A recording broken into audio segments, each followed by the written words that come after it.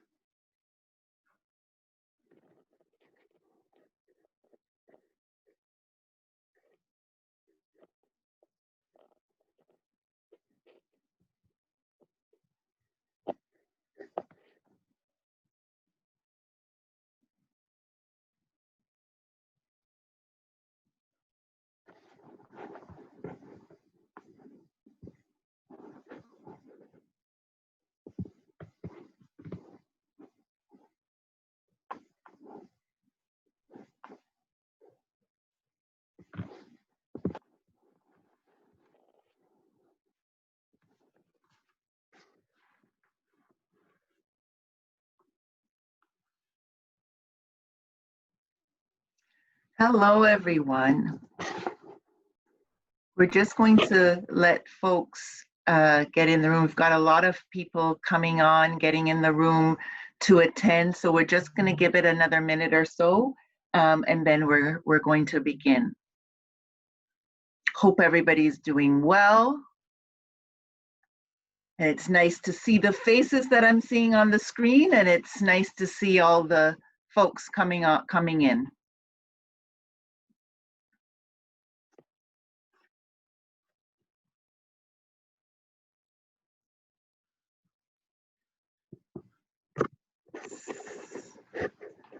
Okay, so hello everyone. I want to thank you all for joining us today for our webinar on gender-based violence. Let me thank everyone for joining. Let me thank the panelists for taking their time, and all the staff and interpreters from the outset who will be assisting us. I want to begin today by acknowledging that I'm moderating from Turtle Island, otherwise known as Canada, and honor the land which is and has always been home to many Indigenous and First Nation communities, including Inuit and Métis. I know that there are a lot of you that are really interested in this topic, and we will be making time for questions in between each of the segments. So let's get started, because I'd like everyone who has questions to be able to get their questions answered, and for everyone to hear all the panelists. So a year ago today, we were just beginning our second year of negotiations on Convention 190, a convention that deals with violence and harassment in the world of work. While it was a successful exercise in developing an instrument, it took a lot of work, a lot of consultation, and a hell of a lot of social dialogue. Today, we're feeling the effects of COVID, and we know that it's not gender neutral. Women are at the forefront of the pandemic in so many ways, and the issue of gender-based violence is there with all of us. Globally, women make up about 70% of care workers who are currently on the front line. They also make up the majority of those workers now deemed essential. Those working in the food retail outlets, grocery stores, pharmacies, the postal workers, those who are cleaning our public spaces, our hospitals, waste collectors, amongst others.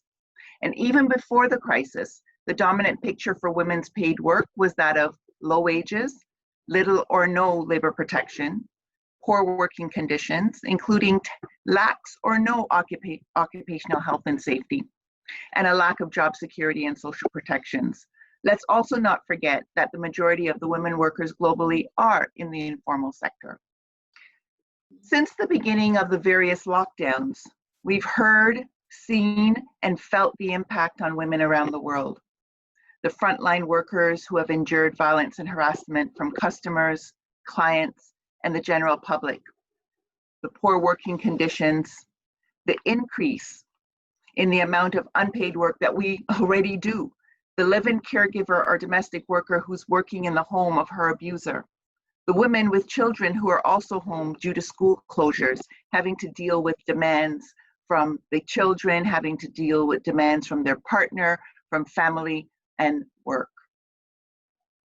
We know that the incidence of gender-based and domestic violence has also increased with COVID. There have been reports of increasing incidents of violence and harassments against staff of frontline that are in frontline services, including health and social care workers, food, retail, transport workers. We've heard from informal workers who have also faced increased violence from authorities, having their goods destroyed or confiscated. For many women, staying home does not mean staying safe. Those who have lost their jobs, those who are on layoff, and women who are working from home are all at increased risk for domestic violence. Lockdown measures resulted in women being confined with violent partners. It also has meant isolation, uncertainty, financial stress, and fear about the future. All of those things which are exacerbating tensions within households and therefore increasing the likelihood of violence. During the C-190 negotiations, we spoke about all of this and what would be needed to ensure a world free from violence and harassment. The instrument provides ways to deal with all of this. So today, we're going to hear from women who will speak on various aspects of gender-based violence. They'll break it down into 3 overall areas: how unions have been dealing with different types of violence and harassment, and how C-190 can help address even more effectively these types of violence. The rise of gender-based violence, particularly domestic violence as a result of COVID-19, and the role that trade unions are playing. The emphasis of the need for a gender-inclusive COVID-19 response and post-COVID recovery as part of a gender-equal normal. So to begin, we'll hear from 2 speakers, and then we'll go to a question and answer. So our first speaker is Irene Khumalo, and Irene is Public Services International Women's Committee Chair. She's also the first Deputy President of the Democratic Nurses Union of Swaziland. And in a recent PSI interview, Irene gave personal insight into daily life of a woman, mother, and healthcare worker during the current COVID crisis. Irene will address violence and harassment against frontline health workers and the role that public service is in responding to violence and harassment. She'll highlight the increase of gender-based violence against informal economy workers during the pandemic and the importance of preventative legislation and training. And all of that can be found in Convention 190 under Article 8. She will also be followed by Julia Fox. Julia has represented workers for over 2 decades. She has always been strongly committed to addressing issues facing women at work, including equal pay and sexual harassment. She is the National Assistant Secretary of the SDA, which is the Shop, Distributive and Allied Employees Association in Australia. She's also the Vice President of UNI Asia Pacific Women. Julia will address the issue of third-party violence from customers, and which was also a lengthy discussion during the negotiations, and hopefully she'll talk about the multi-sectoral guidelines and tackle that have been set up to tackle third-party violence. So with that, I'm going to pass right directly to Irene, and Irene, once Irene is finished, we will then go directly to Julia, and then following Julia, we'll go into a question and answer period. Irene, over to you. Hi, everyone. Hi, Irene Khumalo, Global Chairperson, representing all women, including the health care workers, under the banner of PSI. Well, I'm a nurse by profession. Nurse by profession, yes, and still a nurse even during this COVID-19 pandemic. I'm caught in between the pandemic and the right to protection. So I'm just in between where you have to still exercise the nursing practice and at the same time while making sure that my rights as a health worker, they are not infringed. As Marie has rightfully said, that 70% of the frontline healthcare workers are women. And I'm so happy that I'm part of this webinar under the theme, Stopping Gender-Based Violence, even during this pandemic. Well, gender-based violence takes different folds in the workplace. It comes in a form of emotional abuse. It comes in the form of non-conducive working environment. If the environment is not conducive, then it means I'm being violated because I have to work in a safe environment. As the Director General of WHO rightfully said, protect the health workers first. And PSI has rightfully enrolled a campaign that safe workers save lives. So we are so much frustrated here. In 120 countries, it has been reported that about 200 reports have been made that indeed healthcare workers have suffered attacks from their colleagues, from the administration, and as well as from the relatives of the patients. This is a thorn in the flesh, and as such, healthcare workers, since there is no protective clothing for them, which is actually diminished, at times healthcare workers are forced to work even without protective clothing. In the UK, 3 nurses contracted the COVID-19 and they were forced to put on garbage bags because they had to take care of the patients. That's why I said we're caught in between the nursing practice as well as our rights. Everyone has a right to work in a safe environment. Well, this has caused discord between the healthcare workers because others, they work without PPE and the others, they work with PPE. And as such, those who work without PPE, they're being harassed that they want favors from maybe the administration. And the administration as well takes it into account that if you are not working as a health worker with or without personal protective clothing, then you are victimized, intimidated. And as such, we don't take it kind to that, and we condemn that everyone has a right to work in a safe environment, free from violence and free from harassment. Let alone that healthcare workers, they suffer stress taking care of the affected and the infected. The stress is so high and such that women are at risk, that they are subjected even to sexual exploitation in the workplace, that you have to, in exchange for sanitizers or in exchange for protective clothing, then you have to engage in sex in return for the protective clothing. This is very hard, and it has been observed even in China that healthcare workers had to work long hours without breaks, and they had to put on diapers, and they were forced to take even contraceptives, that is hormonal, in order for them to delay the menstrual period, so that more time is given to the patients that they are taking care of. Let alone that we suffer the stress in the workplace.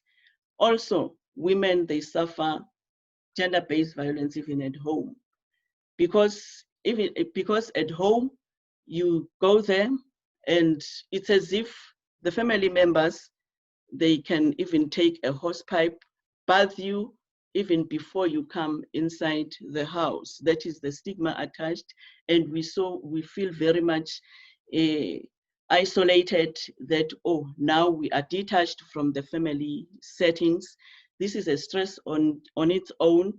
And it has been noted that the emotional stress, as recorded in Italy and as recorded even in my own country, it has been reported that most gender-based violence is in the form of emotional abuse, let alone the emotional abuse, the economic abuse, because everyone is confined at home. The lockdown, while it is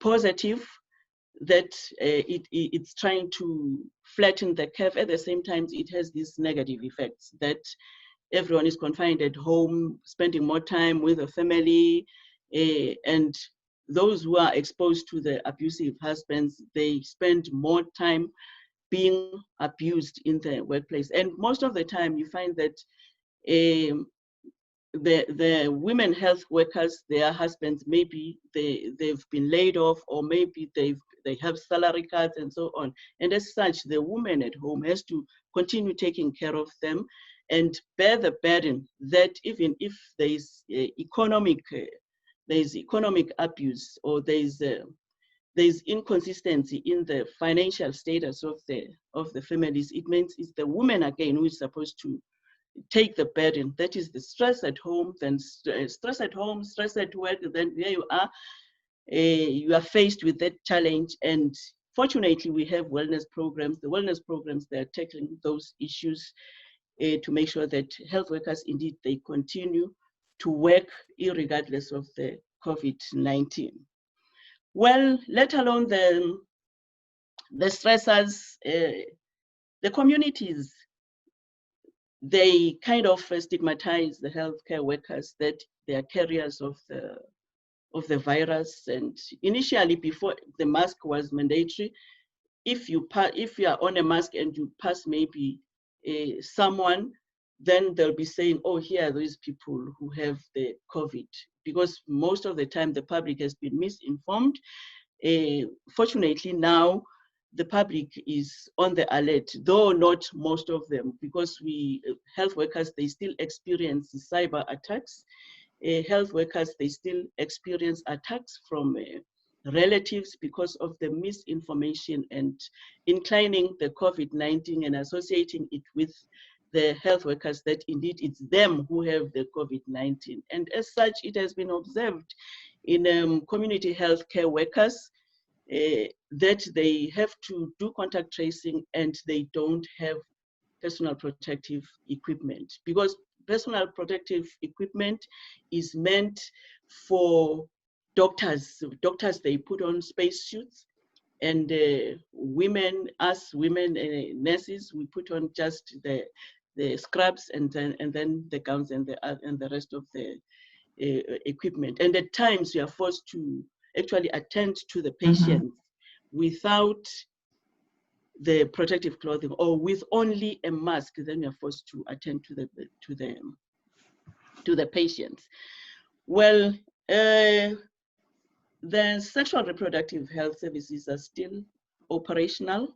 They're still available to the public. But the question now is, when the victims in the communities, because of the lockdown, they are supposed to go to the health settings, they don't reach the health settings because of the mobility restrictions. And you find that then maybe they will have they'll become pregnant, and you find that maybe they will have sexually transmitted diseases which remain untreated, and they come at a complicated state.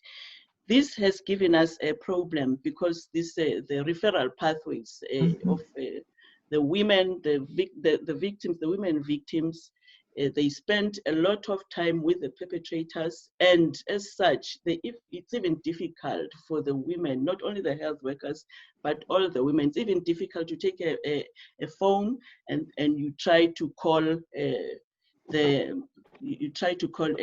toll-free mobile number. It's very difficult, because they take advantage that if you are there, you won't access your phone, and you won't even go out, because eventually you will bring the COVID within the home setting. This is very difficult. Otherwise, the public services, they remain, they're available, and the toll-free services, they are available, and as such, they have reported a rise in the gender-based violence, mostly the emotional part, though we have some attacks, attacks of healthcare workers and attacks of other girls and women in the communities. But the rise is the emotional part. Concerning the judiciary, it is considered as a non-essential, and as such, women, the perpetrators are not sentenced in accordance to law, because there is this backlog of cases because of the COVID. It's only the agent cases that are considered, and as such, in one of the countries in Ecuador, where there is about 68% of COVID, there the women judges, because the judges are women and the secretaries are women, it's those ones who make sure that the cases are taken care of, and even the women are not left alone, so that they are not left alone, so that indeed they are taken care of, that they are not even exposed further to the perpetrators. Thus, the availability of the centers where the women and girls are kept in these times of this violence. So it's very difficult. Gender-based violence, it is an endemic, and the COVID-19 has actually found an endemic. It's an epidemic over an endemic. It's a very difficult situation. Not leaving alone the informal sector. The informal economy, those that we have actually experienced police demolishing the structures where the women, they keep their wares, demolishing them, that, oh, this is a lockdown and everyone is supposed to stay at home. And then the question is, who is then going to take care of the family if it's the woman is the breadwinner? Or even if it's not, the woman is not a breadwinner, what will happen then at home if the man has been laid off, or if a man salary has been cut? Now this is a compromise such that women, they suffer this stress and they have nowhere to report, because they are so frustrated, such that with this man here at home and the woman, they have to do all the care work. We have to do all the care work accordingly. Now, this is a challenge to the informal workers, and they are not left alone. They are supposed to be protected as well, and they are supposed to be in a safe environment, as alluded in the Convention 190, which includes both the informal and the formal economy. Well, while on the convention, then it means the states have to make sure that the convention is ratified. That will allow every individual to have safe, secure environment, so for that particular individual to operate. And it puts it clear that the employer and the unions, they have to work together, including the administration, they have to work together in making sure that all the policies, all the programs, they are indeed gender responsive in addressing the violence and harassment in the world of work. Well, in a nutshell, we say no to gender-based violence, and we say yes, all public services, indeed, they should be gender responsive. And also we say, as women, COVID-19, it is an epidemic, but it doesn't warrant us as women to have our rights being violated. Thank you very much.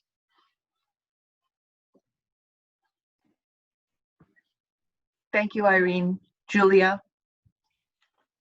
Thank you, Marie. And thank you for the opportunity to share with you our union's campaign on customer abuse and violence in the retail industry. It started in 2016 when our union undertook a survey of our members, wanting to hear their stories and understand their experiences of customer abuse and violence in the workplace. We received over 6,000 survey responses. The key findings of that survey showed that 88% of retail workers had been abused by customers in the previous 12 months. 25% of workers said it happened weekly, although when you speak to workplace delegates, they'll tell you it's almost a daily occurrence. 15% had experienced physical violence from a customer. 36% said abusive customers are known to them, that is, they're repeat offenders, regular shoppers. And 12% said the abuse and violence was sexual in nature. We also know that more women than men experience customer abuse and violence. These survey results also showed us that this abuse is highly underreported, and there is also a perception when you work in retail that it's part of the job because the customer is always right. So the SGA knew we needed to have a campaign and change these attitudes and change the behaviours that our members were being faced with at work. So we developed a campaign. We knew this was a long-term campaign. This is a very big issue. It's not going to change overnight. The campaign plan was a bit different from other campaigns, and we knew we had to focus on 3 key areas. The first area being we needed to actually change customer behaviour. So we needed a public-facing campaign. And we did that by developing some TV ads, a huge social media campaign, because we needed customers to understand that their behaviour needed to change. The second step we took was we needed to engage with employers in our industry. We knew this wasn't just one retailer. This is our whole industry. It is pervasive across our industry. So we needed them to understand that the level of customer abuse and violence that was going on in our industry. So we brought all our employers together, along with some government representatives and representatives from our health, Safe Work Australia, and our health regulators, and we brought them all together to have an industry roundtable. And we shared with them the survey results, and particularly shared with them the member stories. And to say they were horrified is probably an understatement, but they really hadn't turned their mind to the situations that were going on in the workplaces and the impact of customer abuse and violence on workers. We had 2 roundtables over an 18-month period. And at that first roundtable, the employers committed to industry training and also a focus on reporting, because as I said earlier, it's widely underreported. The second industry roundtable we had 18 months later, again, talking through some of the initiatives employers had already taken, particularly around reporting, training steps. And what we asked employers to do was commit to an industry statement for our industry that said you have a zero tolerance approach to customer abuse and violence, and you will also support the SDA's No One Deserves a Serve campaign. We got the employers to sign up to that, which was a good initiative. The third part of our campaign obviously had to focus on workers and changing attitudes in the workplace, that this is part of the job. We actually needed employees to report. We needed employees to tell the story to their employers about what was happening at their workplace. And we needed to build that data set and that incident reporting so we had a better picture of the issues. And then we also went to some university and got some research undertaken to help us assess what measures would have the best impact. So we did that with a couple of employers. And again, they sort of worked on steps we can take in the industry to address the issues, and that helped a lot. So things such as signage or employees wearing badges, or how we educate and how we report, etc. Further to that, in 2019, our union undertook a industry-wide survey of the prevalence of sexual harassment in our industry, and we made sure we incorporated a few questions around sexual harassment by customers.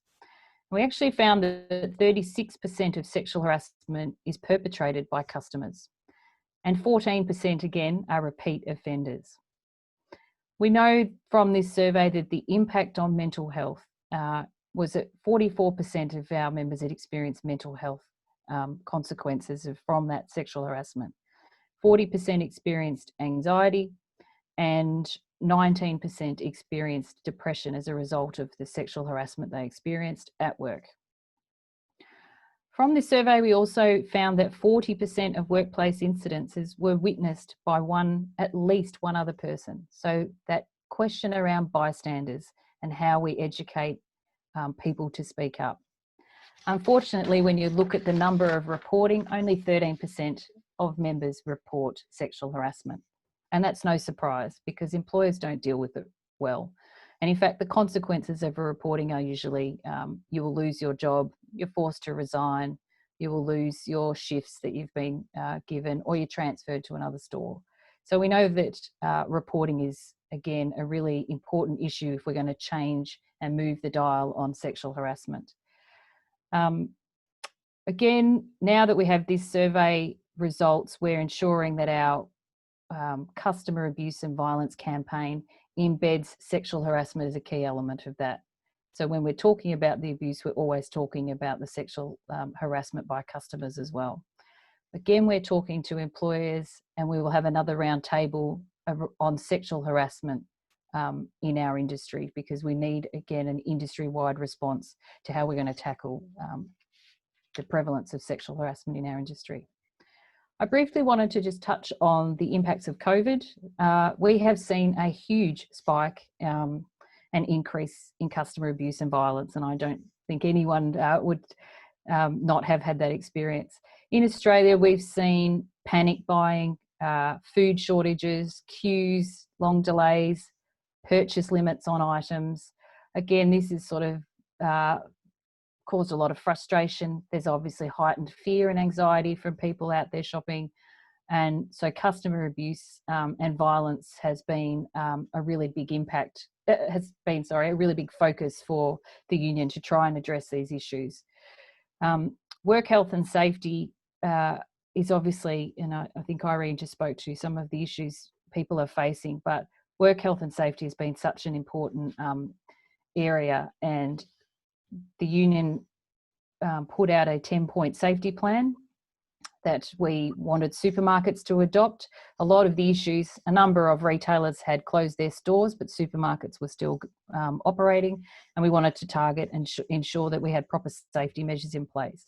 So we initiated a 10-point safety plan to ensure things such as physical distancing was being undertaken. We had signage up, we had floor markings to ensure we were taking the adequate steps. We wanted to promote cash-free payments. We wanted plexiglass screens in stalls in front of registers as a protection against, as a sort of shield. We wanted to make sure we had appropriate hand sanitizer in place, and there was regular cleaning of the supermarket shelves and stores. We wanted to ensure there was appropriate PPE, and it was provided at no cost to the employee, and it was regularly cleaned. We wanted to make sure we had an increased security presence because of all the issues around customer abuse and violence. We also wanted a zero tolerance approach to customer abuse and violence, and we needed the police to act on that and come in and remove violent customers. And we wanted employers, as part of our 10-point safety plan, to publicly promote our customer abuse and violence campaign. Now, all these measures were actually adopted by the retailers and the supermarkets, so that was a very good result for our members. And after this, we also put out a 10-point plan for our workers in fast food. which is slightly different issues in fast food, and also shopping centres, because shopping centres have a responsibility to put in place the appropriate safety measures for all workers. In those 10-point safety plans, our 3 pillars make sure that we talk about increased security, and we're talking about supporting a zero tolerance approach to customer abuse and violence. Further to this, the SDA redid our ads, our TV ads on customer abuse and violence, with a more targeted and specific COVID message. And we released those, and the employers, I think, also played them on their socials, just to try and push it out to, again, talk to customers about their behaviour. We also sought to change legislation. In one of our states, there was on-the-spot fines could be issued for spitting and coughing on essential workers, but they didn't include retail workers as an essential worker. So we fought to get that law changed, and we did. And we had a number of cases of people deliberately spitting and coughing on our members. So that was a good win, and we've managed to get that in 3 of our states or regions. We've also seen employers fast track some customer abuse and violence measures that they were probably going to put in place, this year or end of next year. And that includes training.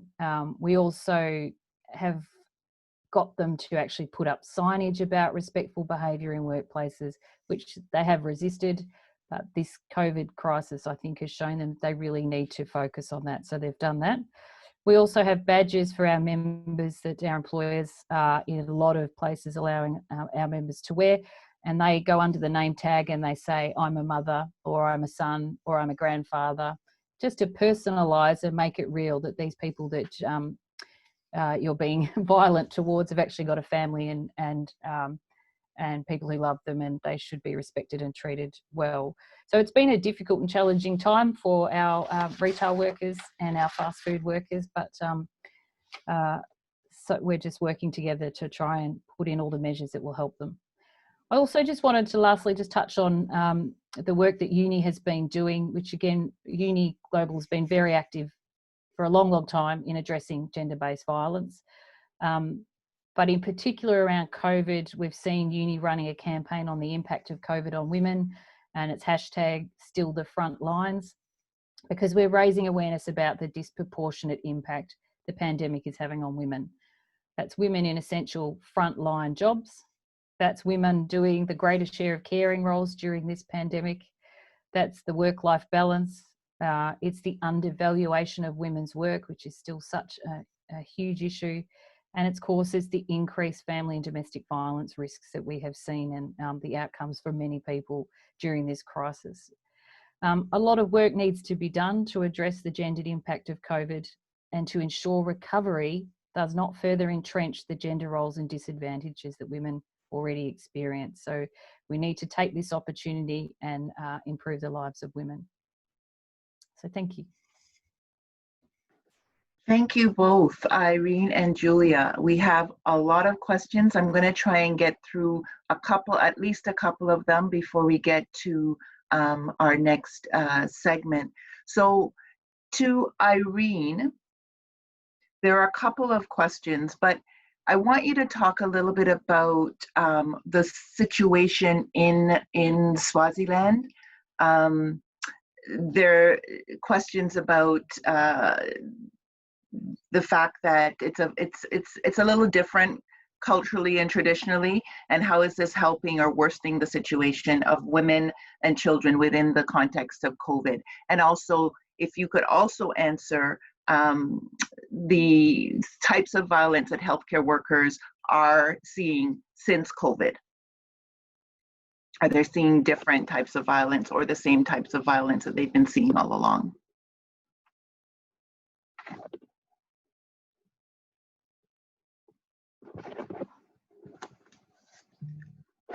You're still muted.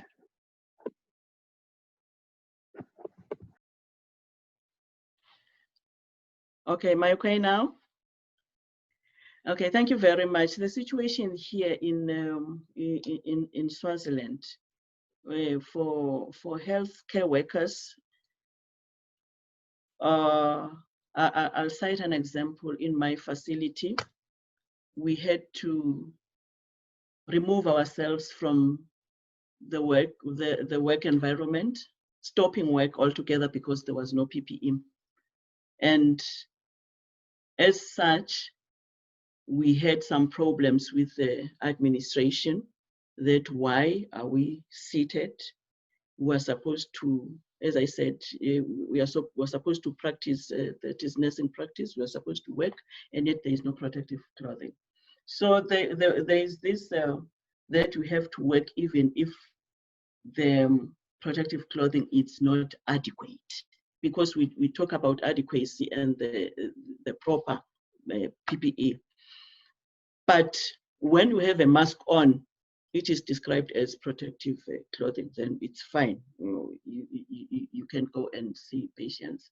Anyway, we have seen in the isolation, in our isolation hospital, we've seen healthcare workers contracting the COVID-19 because the protective clothing is not enough, and the environment itself it's not conducive. There is this cohorting, that in one ward there are more than 4 patients that are in that particular ward, and if there are more than 4 patients, one, the aggressiveness of the COVID, my COVID is different from COVID of the next patient, and so on. Then you find the patients that they take time maybe to recover, because the other one has a mild infection and eventually will contract the other infection because they are cohorted this patient. So basically here, the situation in Swaziland, women still have that in the communities. They still have that, or they are afraid to speak out. That is still a challenge. They are afraid to speak out, and they prefer to stay with the perpetrators or the husbands. They prefer to stay with them, no matter how violent they are. And as such, the organizations that are responsible for gender-based violence, they've designed codes that these women should use when they report, because it's even difficult to report when these women, they're at home with their husbands and they're afraid to report. They're not given an opportunity, and it is said that these women, once they go out, the husband will say, no, once you go out, when you come back, you will contaminate us, that is the family and the husband, with the virus. So this has led to the women not coming out to report the gender-based violence they encounter, or the domestic violence they encounter in their homes. Well, in terms of the types of violence that the healthcare workers experience, mostly it's the emotional part. They suffer fear on its own, it's violence.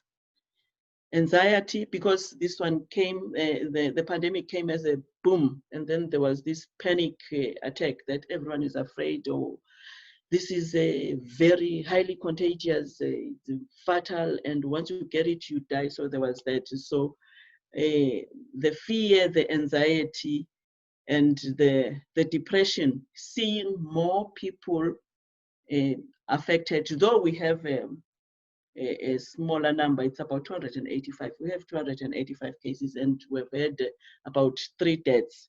Though it is, we say, no, it's not much, but we are adding numbers on a daily basis. We're still going up.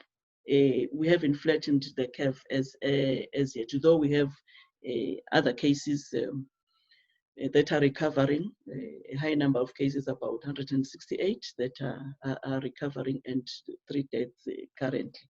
So most of the time, even the women at home, they are afraid. It's the fear that always the woman shall be subordinate to the men, and then the fear, whatever the man does to the woman won't report.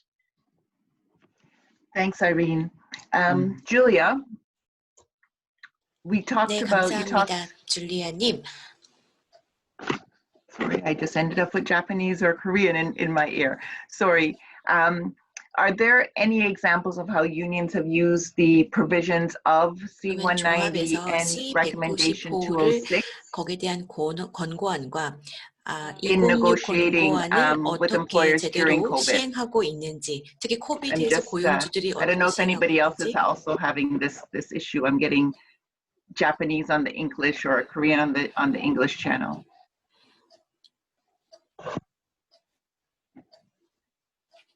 Julia, did you hear my question? Yes, I did. Yep, I was just waiting to see if you had your Japanese fixed. I think it has changed. I think they are taking sexual harassment. 제 생각에는 그런 어떤 성적인 괴롭힘이나 성폭력에 대해서 훨씬 더 심각하게 생각하고 있는 것 같습니다. 그래서 C-190호의 어떤 채택 자체가 굉장히 큰 그런 여파가 있었던 것 같고요. 그래서 이것을 좀 즉시 해결하고 이것을 처리해야 된다라는 것을 인식이 생겼습니다. 하지만 아직까지도 실질적으로 그것이 보여지는 것은 호주. Have that and know that that's coming for the government needs to consider it, and we will be pushing for them to ratify that in Australia, etc. But we actually haven't got formal measures in place in Australia yet. Thank you. I'm just to let the interpreters know, Korean is coming on the English channel and English is coming on the Korean channel. We could try and fix that. Thank you, Julia. I recognize that we are, running short of time, and I want to hear the other panelists. I want to also let people know, if you look over on your webinar chat, there have been lots of links that have been shared with respect to issues around domestic violence and third-party violence that you can utilize in your own organization. You can look at what other folks are doing. I know that in a number of countries, I know there's a notice on the chat about Spain, but in a number of countries that they have instituted hotlines for folks to call. They've instituted signs for when you're on a Zoom chat or video call that you can put up so that people know that you need assistance. All different kinds of things that we've been doing since COVID that we can use during COVID and beyond. And so I think that it's really important for those who are looking for information to assist, that this, just click on the links that are on the side. So let me thank both Irene and Julia. Thank you so much for your presentations, and I know that there will be other questions, and if we have time at the end, we can come to some more of your questions. So moving along, our next speaker will be Fish. Fish is the regional coordinator of the International Domestic Workers Federation for the Asia Pacific region. She has been an organizer for domestic workers since 1999, and in 2001, she founded the Hong Kong Domestic Workers General Union, the first local union of Chinese domestic workers. And in 2010, she founded the first union federation of local and migrant domestic workers with different nationalities, the Hong Kong Federation of Asian Domestic Workers. We all know that the situation of domestic workers is unique, as many are away from their home country and their families. They're stuck in countries where they may be excluded from any of the COVID responses, which means that they're now deprived of any income and therefore at a higher risk for getting the virus. Many are also still working and doing so without any protective equipment. Fish will focus on the impact of migrant domestic workers, many of whom have lost their income and have no means to survive or options to return home. Fish? Yeah, thank you very much for having me in here to this important webinar. So first of all, I really want to reiterate what is said in C190, how it defines violence and harassment in the world of work, in the way that it is a range of unacceptable behaviors and practices or threats, whether a single occasion or repeated, that aim at or resulted or likely to result in physical, psychological, sexual, economic harm, including gender-based violence and harassment. I want to say, like just what Irene said and Julia said, many women workers, including domestic workers, who are taking care of the society, of the employers, of the patients, and the employers' families are doing especially important work during this COVID-19. However, even before COVID-19, we have violence, but with COVID-19, we are very upset and especially angry in the way that the state is allowing more institutional violence and harassment against these women workers when we are in the front line fighting against COVID-19. Why I'm saying that is that, first of all, of course, many women workers are already getting lower paid. And with COVID-19, suddenly their job is cut off. They are facing more economically violence. And for domestic workers and care workers, they are working in private households. And with the lockdown, with everything, they are confined in the households and they cannot go back. For migrant workers, they cannot go back to their own countries. And even if they are facing violence, even their employers is very, very abusive. So, but then the government is kind of having COVID-19, all these violence and harassment are kind of ignored and even justified. So I think we deserve really an answer why it is like that. And it seems with COVID-19, everything, including freedom, rights, and rights to be free of violence is suddenly can be totally ignored. Domestic workers are in the informal sector. Most of them are already excluded from the labor law. And sometimes there are domestic violence law that may include domestic workers in the domestic violence law. But when we have abuse and exploitation, the implementation is largely a problem. So if you talk to the police are just turn you away. And of course, on top of that, there are also corruption problems. And with this COVID-19, the migrants, what I mean is the rural migrants and the cross-border migrants are facing extremely serious violence and exploitation. So first of all, actually, the domestic workers are with the employers. The employers are traveling, and we have experienced already domestic workers got infected of COVID-19 by their employers. But in fact, the public is pointing their fingers to the domestic workers in the way that, oh, you guys, domestic workers, if you go out for your rest day, you will got infected with the COVID-19. So there is a whole trunk of discrimination against the domestic workers just because they are domestic workers, just because they are women, just because they are from a poorer countries. So you have more chance to get infected of COVID-19 if you want to enjoy your rest day going out. So this is no sense when the employers at the same time ask the migrant domestic workers to run for, to go to supermarkets to buy food. Yeah. So this kind of discrimination is very and more serious against domestic workers. And also, there are countries like Malaysia. They are making use of this period of time to increase their rate against the migrant workers in Malaysia.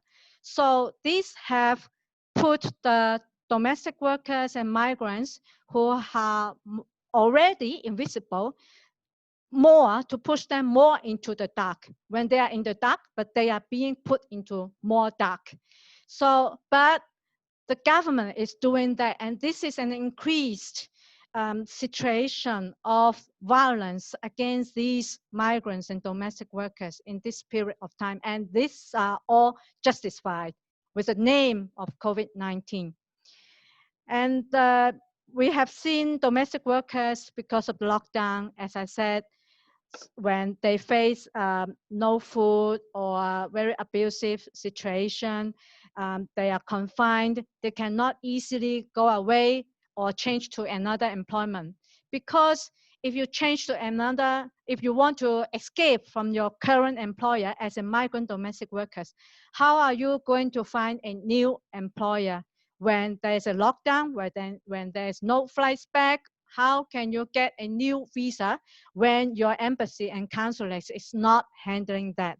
There's no flights back, meaning you cannot leave your employment, meaning you have to be kept silent on any abuses, exploitation, all because of COVID-19. And until now, the government is still justifying that, turning blind eye on that, and the public is still pointing their fingers to the migrant domestic workers of having more chance of infection of COVID-19, which is totally unjustifiable. And for those migrants, we have irregular migrant domestic workers in many countries. When they are being raided and arrested by the immigration officer, they are put into the immigration detention center. And very often, these immigration detention centers are very bad environment and situations. So there may not be protective equipment, there's no mask, and you never know when you will be able to return back. So for prison, you have a prison term.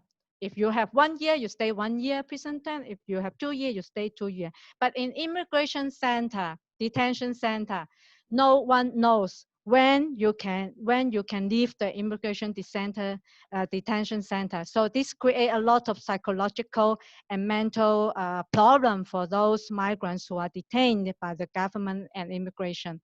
So in response, the affiliates of the IWF, the domestic workers unions and organizations has been responding very fast in the times of COVID-19, because what the lesson I can observe is that is because many domestic workers organizations, they have very grounded organizing in their community. So many, we have leaders in the committee and respond to the needs of the domestic workers with the food and money. And also one very important issue is that domestic workers have always, and most of them are excluded from the social security. Even the government is giving some package or relief package to general workers, but the domestic workers are excluded. So our affiliates have been fighting for social security, including domestic workers and informal workers in the social security and relief package. And we would also like to call for stopping all these raids against the migrants in the name of COVID-19, because you are increasing violence and putting them from the dark into more dark. We want the governments to review all the laws and policy, making use of the C-190. So C-190 shouldn't be just one law, but it should be included in every laws and policies, including the immigration policies. And government should impose anti-discrimination law, because we can see with COVID-19, employer, government, the public is discriminating more against these women and domestic workers. And of course, last but not least, is the inclusion of informal and domestic workers in the social security. Thanks for listening. Thank you so much, Fish. We know that domestic workers are on the front lines, even though a lot of them are not included. In a lot of countries, they're not included as frontline workers, but they are definitely on the front line. A number of countries have been pushing for status for all domestic workers, migrant workers, because they know that if they don't have that status when they come in, it's very difficult. In a number of countries too, you're finding that domestic workers and other migrant workers are paying into the system, but they're not eligible for the COVID-19 benefits that people have been getting. And a number, again, we've been hearing from a number of people, a number of countries and migrant organizations are now banding together. So it's not just the migrant worker organizations in Canada or the migrant worker organizations in the US or the migrant organizations alone in Singapore or wherever. Everybody's banding together to say the same thing. There needs to be status. All the programs that are available for COVID should also be available to migrant domestic workers and all migrant workers. Again, in many countries, they pay into the social protections and they don't get the benefits of those social protections. So we need to make sure that we continue to push for inclusion in all of the laws of the land. After all, they're workers just like everybody else, and they're entitled to protections just like everyone else. There are no questions. Fish, it was great. There are no questions from the audience, but there are lots and lots and lots of comments, a lot of them basically confirming all the things that you've said. One of the questions that have come up, do you have any data about the number and the names of countries where domestic workers are facing severe harassment due to COVID? That is one question. The second one is, have you heard about sending countries or receiving countries requiring migrant domestic workers when they're coming back in, or migrant workers when they're coming back into the country, to sign waivers to say that country's not responsible for COVID? We've heard those stories as well, coming from domestic workers and our migrant agricultural workers. So again, do you have any data that you can share with us, Fish? Currently, we haven't yet very comprehensive data. We have some of our affiliates are doing some survey, but it's still not yet compiled. But we have a lot of stories about the facing of more severe discrimination.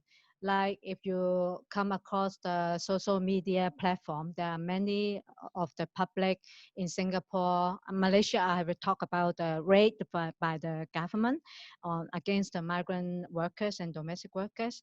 And in Singapore, because there is an outbreak of COVID-19 in the dormitory of migrants, so the public is very is stigmatizing the migrants who are carrying or more prone to COVID-19 infection, which is not true. This is just really like discrimination.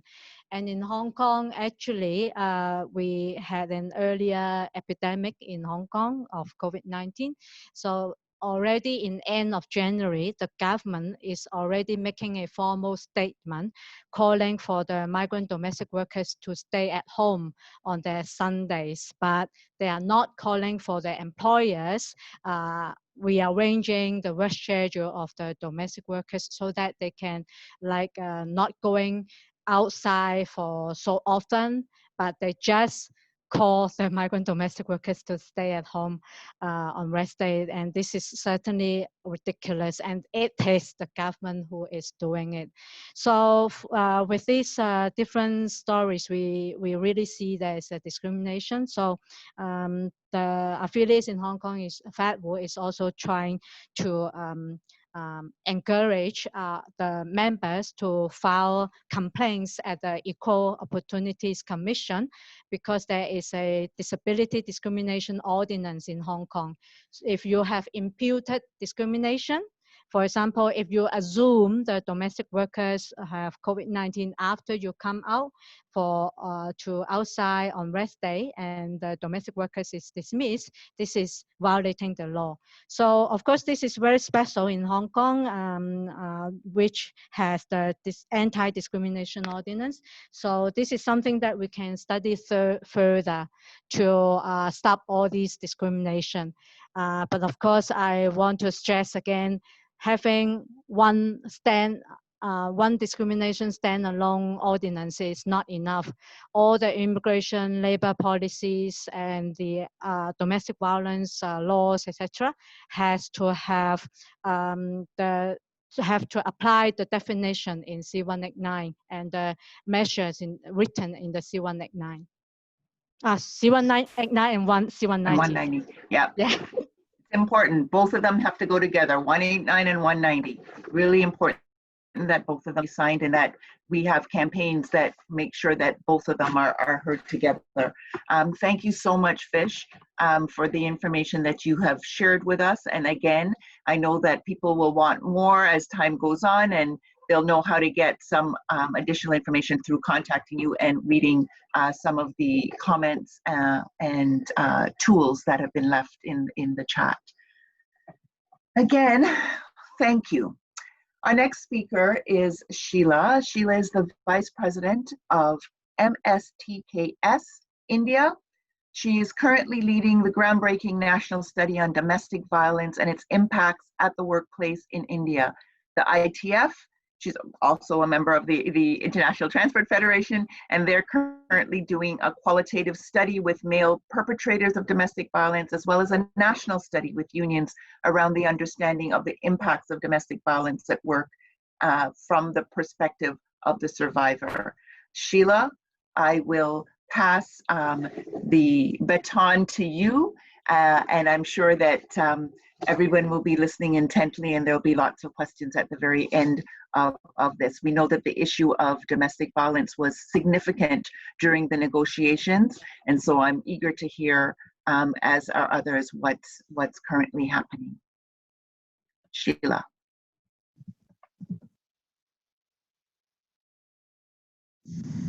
Thank you, sister. कौटुंबिक हिंसाचार का हमारा अनुभव बहुत ही अलग, अच्छा. Our experience has been very challenging and a very good one. The survey has been carried out very well in India with 16,000 women respondents, and we have managed to collect a great deal of data. This is the first time that my union has conducted such a survey on household violence. We have a law in India which is called Nirbhaya, which is a law against violence against women. And women have abandoned their jobs, have given up their earnings in order to take part in this survey. We have gone to each division of each district in order to talk to women in their homes. At that time, many women didn't have smartphones, so they were not able to provide us the information, because we didn't just speak to women who were working or were members of the transport union. We talked about with nurses, women who are working in banks, who are agricultural workers, who are home workers. We wanted to know what impact violence has on them. And they were very happy that to have the opportunity to express their pain and the problems that they faced. So we met women from all categories of society. When we were working, we also worked with a lot of alliances that we have built with different community organizations, because there are many institutions that have helped us with regard to domestic violence. We've had good relations with the police, with the media, with legal advisors, with students, and all of them have provided us their support. My women advocates who have been fighting against domestic violence got a lot of support and a lot of confidence thanks to all the support. So we have learned a great deal about the incidents of domestic violence and how widespread they are. One of the women who works in the transport sector, her husband was an abuser, and she fell pregnant. She wanted to have an abortion, but her husband did not allow her to go out for an abortion. But we found some connections through our alliances and provided her support so that she could go and get her abortion. That's one example. There were a lot of social workers also who were, for instance, distributing material for protection against COVID. There were several women who took that opportunity to speak to the social workers and talk to them about domestic violence. A lot of counseling work was also provided thanks to these social workers. So during this lockdown period as well, we were able to have a positive impact on some of our members thanks to these socio and psychological counseling that we were able to provide thanks to our social workers. Thank you.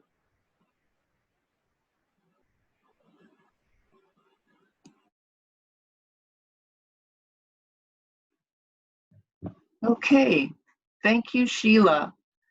There are a number of questions and comments with respect to the issue of domestic violence. And I wonder if we could, just passing on, sorry.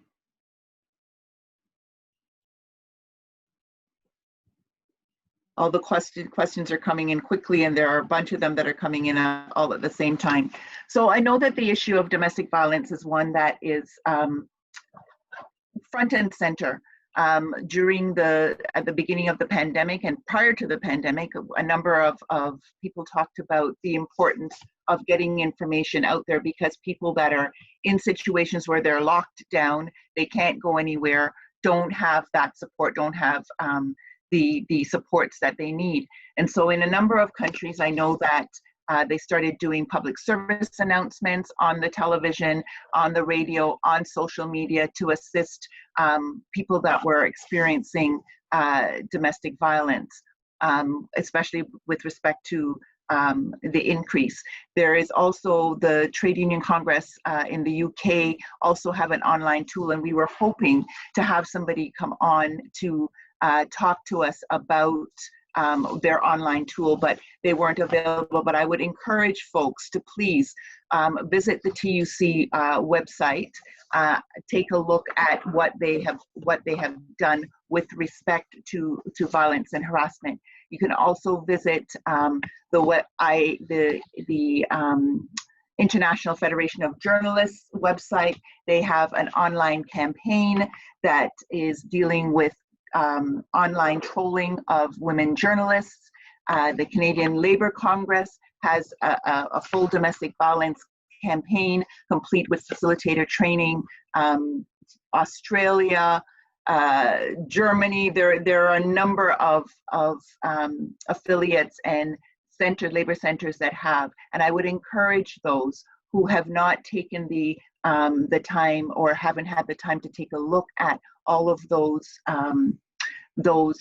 incidences or those tools and resources to take the time to look at them.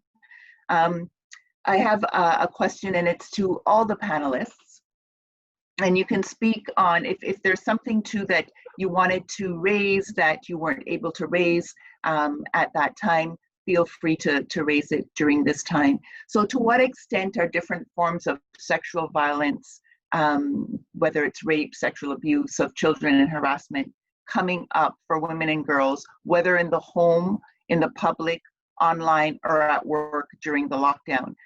I've responded a little bit as to what we're getting. I mean, when we first went into lockdown, shelters were full. We have only so many spaces, and shelters were full based on lack of funding for many decades. There were no spaces, no beds for women who were going through violence and harassment, which forced the government to open up more and to put more money into all of those programs. So let me ask the panelists, anybody else talk about what some things that are happening in your neck of the woods, in your industry, in your sector, to deal with domestic violence during the lockdown? I can't see well, yeah, now I can see everyone. Anybody want to make a comment on that? There's so much that we could be talking about. There's so much to address with respect to gender-based violence during COVID. We know that in Australia, New Zealand, the UK, Belgium, Taiwan, Mongolia, I've already mentioned Canada, they've shown that roughly half of all survivors who experience domestic violence also experience abuse at work. And about 40% of survivors report that domestic violence affects their ability to get to work, and an overwhelming majority say that the abusive behavior has a negative impact on their work performance. So we're in the time of COVID and people are home. We've been saying that work is a safe space for people and that employers have a responsibility to provide that safety for everyone. It's not about ending domestic violence, it's about protection and protecting anyone who may come in contact with somebody who is going through, or who is an abuser, who is perpetrating violence on others.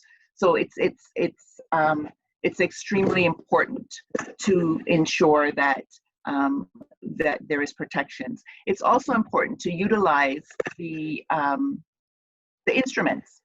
Right? Convention 190 and Recommendation 206 have a number of articles and language in there that can assist. And I know that one of the questions that was asked before was with respect to collective bargaining and talking to employers about protections during COVID. Has there been anything in terms of negotiating, in terms of bargaining, for those who are still at work, whether they're working from home or back in the office, policies that have been put in place during COVID that could assist beyond COVID?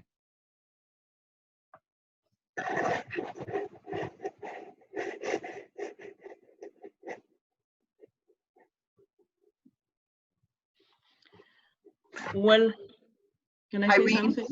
Yes, can I say something? In terms of collective bargaining has been suspended somehow. That is the terms and condition of service. But otherwise, us as healthcare workers, because we're involved in the disaster management team, we are taking advantage of that. And we have since seen that the lab technicians, for instance, those who are taking tests here in Swaziland, have downed tools that know they want compensation. One, there are no enough test kits and they don't have compensation. They are not compensated. And again, the teams that are doing contact tracing, they are not even compensated as well. And us as healthcare workers, we have said that indeed we want health insurance, because there are provisions in the national laws here in Swaziland that we have to have allowances, the infectious disease allowance. So while it has suspended the conditions of service, but we have indicated that we want to go to the bargaining table and negotiate the insurance issues and the risk allowance issues, seeing that most of the health workers now are downing tools. The lab technicians, they are downing tools. Those who are contact tracing, they are downing tools. So everyone eventually will down tools. And if we go to table and allow the bargaining activities to go on, that eventually we get compensated during this era, even if it can be during this era alone, when the era goes off, or when the pandemic finishes, maybe we will then again sit down and say, no, we should just maintain that we should have a health insurance, or we should have a risk allowance, so that we make sure that we deal with the disasters accordingly, knowing very well that we are compensated, though our lives are at risk. Thank you. Thank you, Irene. So apparently there is another clip from Sheila that I don't know if it's queued up, that we can hear. Thank you. घरगुती हिंसाचार और काम की जगह, इसका बहुत अच्छा relation है। हमने जब ये सर्वे किया, कई महिलाओं के साथ When we conducted this survey, there were many women who said that, okay, we are on duty, we are working, so we need to put the necessary pressures on our employers to get our rights. If we were not in our workspace, I don't know where we would have been, because that is a place where we find ourselves comfortable and protected. When a woman is facing domestic violence, it is only in the workplace that they can find some kind of support, because they cannot look to their children for support at home. And this has an enormous psychosocial impact, negative impact on women. They feel stifled at home. They want to move out of their homes. They want to be able to talk to somebody about their problems, and they can do that in their workplace. And that is somewhere where we can provide the necessary counseling. We have to find the solutions with them, put them in touch with the kind of services that are providing support to women in this situation. They're unable to do that at home because their husbands are with them, and they are the ones who are perpetrating the violence. So many women have told us that the workplace is a place which provides them a lot of feeling of security, of support. That's where they can express themselves. They can feel that they can breathe because they feel stifled and suffocated at home. And it is at the workplace that they find the strength to fight against domestic violence. And that is very important as well. If you're looking at Convention 190, and if you look at the survey on domestic violence that we have conducted, and if you listen to the experiences of women, the importance of the workplace is very clear. And that is why I think that is where we need to provide as much support to women suffering this kind of violence as possible. Thank you.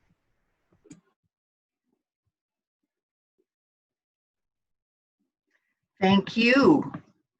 So we know that the various things that we have to deal with during this pandemic are things that women have been dealing with for a very, very long time.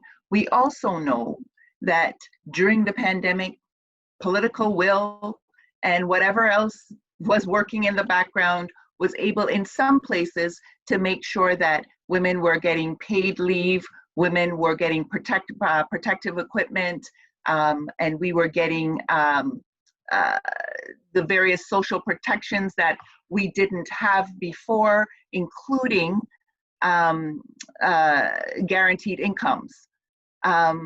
So we know that that's the ability for governments to do that is there.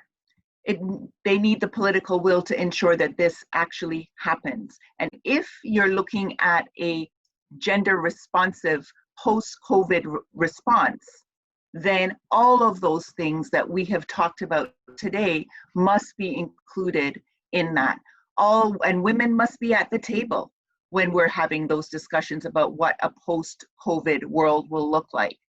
As we keep talking about in all of these sessions, we can't go back to normal. Normal is not cutting it anymore. We know what governments are able to do now on short notice, and we're going to continue to push for that. We're going to continue to fight to keep all the things that we got as workers, that assisted us as workers during COVID, to keep that going forward. We need to ensure that we continue to push for ratification of C-190. We continue to do training around domestic violence. We continue to be there and understand that our frontline workers are essential to everything that we do. And the majority of us are women. We've been saying it loud, loud, loud for decades. And now the asking is over. We're demanding that these things happen, and these things happen now. And if we work together from country to country to country, I think that we can force some change that will be positive and that will work for women. I'm going to ask the panelists if any of you have any last comments that you want to make to your audience. We have about 3 minutes left. And so the floor is yours. I can see everybody, so just put up your hand if you want to make a final comment. I will actually go to Julia first and see if she wanted to say anything else. Then we'll go to Fish and then back to Irene. Thank you, Marie. I just wanted to emphasize your point about women at the table. It is absolutely vital that decisions that are going to be made at all levels of government have women at the table, at every table. And that's whether it's about policy decisions, social welfare decisions, and commitments that governments are making. They also need to make sure that a gender analysis is taking place on the policies before those policies are put out, not after they've been put out, to make sure that there is a positive impact on women and the disadvantages women are facing now and continue to face. So I can't emphasize how important that one is, Marie, and completely agree with you there.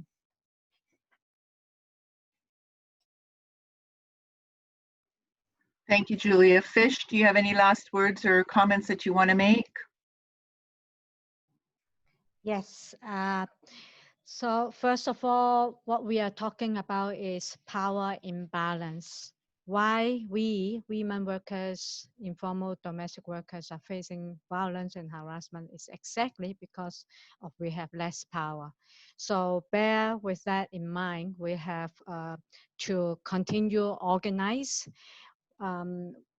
In the times of difficulties, you always see the most beautiful thing when people are organized, help each other, and at the same time, very evil, like for example, the politician at this kind of time. So we have to keep our community, our union, our members to be together to protect ourselves, to build up our power. And the other issue I really want to raise is on discrimination. This is something not easy to talk with. It's very deep in everybody's mind, in religious, cultural, gender, etc., etc. So I would like to call for all the unions and leaders and organizers here to look into this issue of discrimination and keep on doing a lot of workshops and trainings and help our members and workers to reflect on our own, on the existing discrimination and build up and empower and fight against discrimination so that we can fight against the violence and harassment and the abuse of power in the times of COVID-19. Thank you very much. Thank you, Fish. There's no doubt that anti-racism, anti-oppression, discrimination has to be part of whatever work we do going forward. Irene? Thank you very much. I would like to say, even if it's a disaster that is currently disorganizing us or disrupting all the activities in most of the countries, it is important that we guard against gender-based violence, and it is important that we guard against the sexual reproductive health rights. And again, we as unions, we should fight for fair compensation as the frontline workers, and we should also fight for safe working conditions in line with the Occupational Health and Safety Act. And fortunately, the C-190 has been ratified by 2 countries, so hopefully it will be enforced, and employers will be able to adopt programs and policies that are in line with the convention. And we also say unions should continue to fight for PPE, because currently here in Swaziland we don't have PPE. We rely mostly on donations. Thank you. The situation at hand. Yes. Thank you, Irene. Yes. Thank you very much. Sheila? We have 1 minute. Yes. Yes. Hello. Can you hear me? No.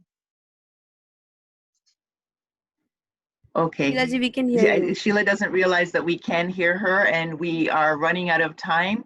So I want to thank everyone. I want to encourage everyone. I think that the chat on the side can be available. If you saved the chat, take a look at all of the things that the various unions globally are doing to deal with gender-based violence and the issues of domestic violence and other forms of violence in the workplace and in the community. Take a look at the work that we're doing and share it. Share it with community organizations because they don't know the work that we do. And everybody, I want to thank all of you for watching, and please, please, please continue to push for the ratification of Convention 190 and Convention 189. I want to thank all of you.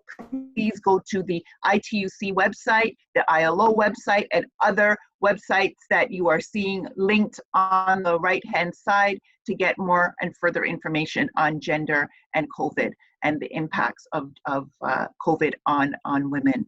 Thank you all very much for watching. Thank you to the interpreters, and we'll see you all again the next one. Thanks, everyone.